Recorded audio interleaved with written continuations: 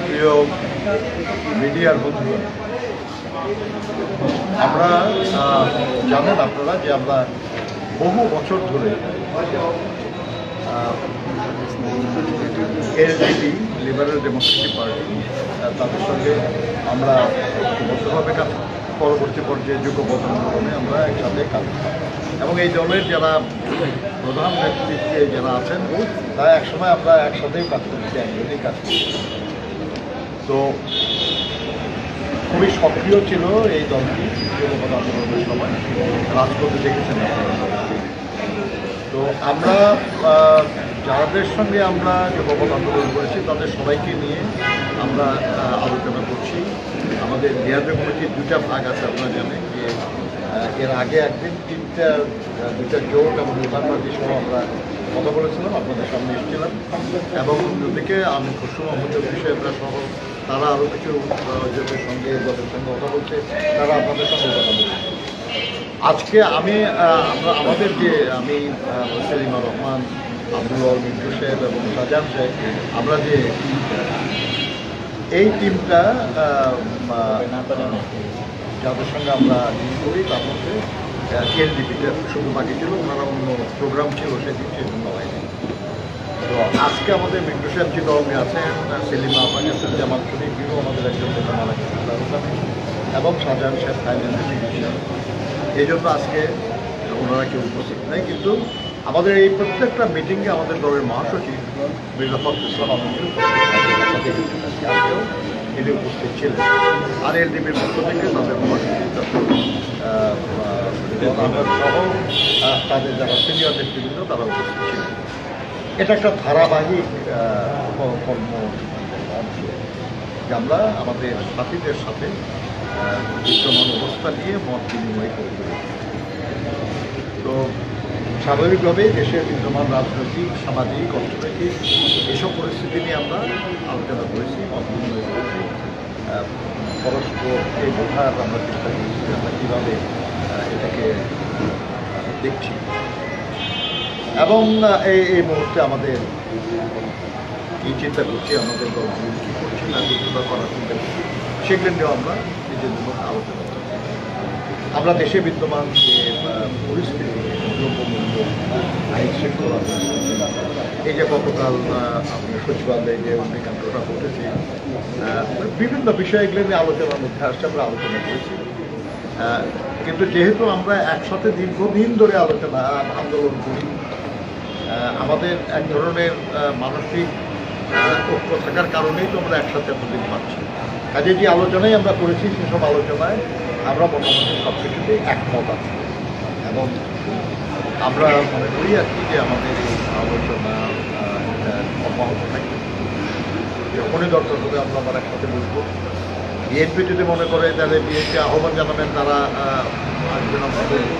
আর ওনারা যদি দরকার মনে করেন ওনারা আহ্বান জানাবেন, আমরা যাবো তাদের সঙ্গে বলবো। এটা আমাদের চলতে থাকবে।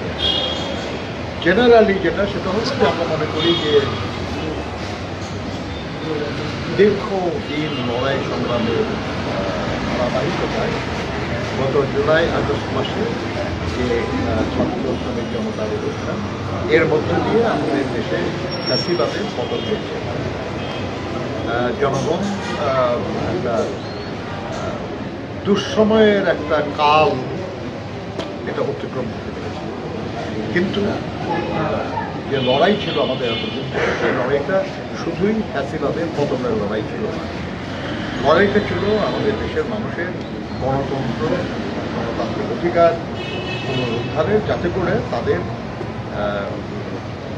যে মূল আকাঙ্ক্ষা, তাদের সাম্য, সামাজিক ন্যায় বিচার, মানবিক মর্যাদা, এইসব যাতে অর্জিত হয়, যাতে সেটা কমে, যাতে দেশের সাধারণ মানুষ তাদের যে ন্যূনতম প্রয়োজন যেটা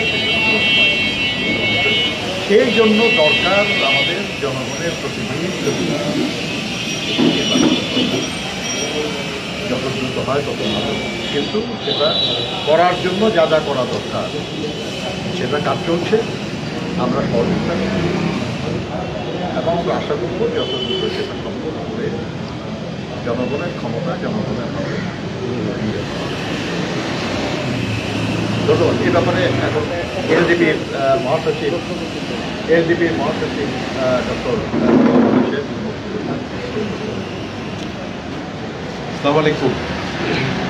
বিজয়ের মাসে আমরা আজকের এই রিয়াজু কমিটির বৈঠকে বিএনপির মহাসচিব মির্জা ফখরুল ইসলাম আলমগীর এবং নজরুল ভাই সহ আমার দলের স্ট্যান্ডিং কমিটির মেম্বার এবং অন্যান্য সদস্যদেরকে নিয়ে বিশদ আলোচনা হয়েছে এবং আলোচনার বিষয়বস্তু সম্পর্কে নজরুল ভাই আপনাদেরকে অবহিত করেছেন।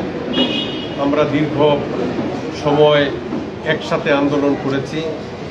দেশনেত্রী বেগম খালেদা জিয়া 2012 সালে যখন বিএনপির নেতৃত্বে জোট গঠন করেন, সেই জোট এবং পরবর্তী সময়ে যুগপৎ আন্দোলনে আমরা বিএনপির প্রতিটা প্রোগ্রামের সাথে একাত্মতা ঘোষণা করে আন্দোলনের সংগ্রামে আমরা সবসময় অংশগ্রহণ করেছি এবং এখনও সেই যুগপথের দ্বারা অক্ষুণ্ণ রেখেছি।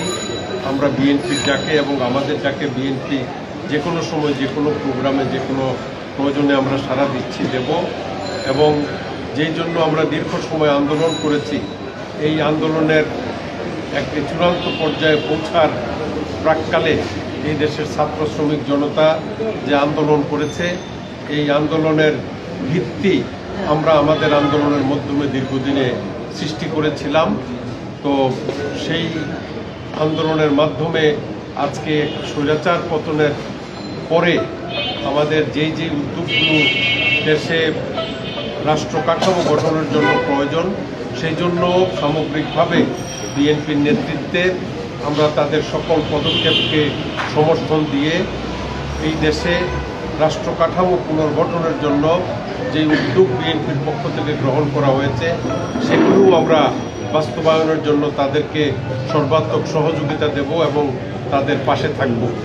আজকে আমি একজন মুক্তিযোদ্ধা হিসাবে, বীর মুক্তিযোদ্ধা হিসাবে এই ডিসেম্বর মাসে তাদের সাথে আলোচনা করতে পেরে আমি অত্যন্ত আনন্দিত এবং আলোচনা ফলপ্রসূ হয়েছে।